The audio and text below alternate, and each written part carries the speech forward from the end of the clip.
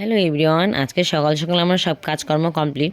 তো তাড়াতাড়ি আর চলে গেছিলাম স্কুলে। তো স্কুলে যখন আমরা গেছি তখন দেখি আজকেও সেরকম কেউ আসেনি, আস্তে ধীরে সকালে এসেছিল। তো আমরা যখন এসেছি তখন ফাঁকাই ছিল।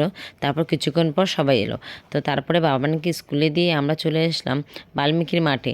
তো এখানে এসে দেখি এখানে স্টেজ হচ্ছে, এখানে ওয়ার্ড উৎসব হবে, ফোনে ব্যস্ত। আর এদিকে দেখি প্যান্ডেল হচ্ছে, এখানে নাকি অন্নপ্রাশন হবে, তারই জন্য সব কিছু রেডি করছে।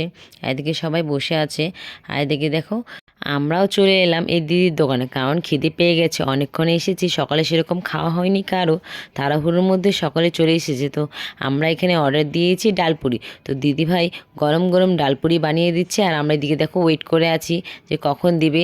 তো তারপরে বসার পর অনেকক্ষণ তারপর আমাদের ডালপুরি রেডি হয়ে গেছে। তো প্রথমে দিয়েছিল সবজিটা, এটা ছিল ছোলা কাবলি দিয়ে, আর তারপরে দিয়েছে ডালপুরি। তো ডালপুরিটা খেয়ে দেখলাম ভীষণ সুন্দর টেস্টি বানিয়েছে। তো তার পরবর্তীতে আমরা যদি আর কখনো খাই তো আমরা এই দিদির দোকানেই এসে খাবো। আমাদের খাওয়া দাওয়া শেষ করে চলে এলাম আবার বাল্মীকির মাঠে, কারণ আবার এখনো অনেক টাইম আছে।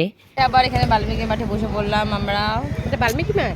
হ্যাঁ, ওই যে বাল্মীকি স্কুল দেখো, চেনে না আজ পর্যন্ত ওখানে বসে আছে আড্ডা মারে, বাল্মীকি স্কুল চেনে না। কিছুক্ষণ পর আবার আমরা স্কুলে চলে এলাম, কারণ স্কুলে ছুটির সময় হয়ে এসেছে। তো তারপর এখানে এসে বসে আছি, আমরা সকলে ওয়েট করছি কখন ছুটি দিবে। তো ওখানে বসে বসে কিছুক্ষণ আবার একটু গল্প সল্প করলাম। এদিকে সকল গার্জিয়ানরাও চলে এসেছে তাদের সন্তানদের নেওয়ার জন্য।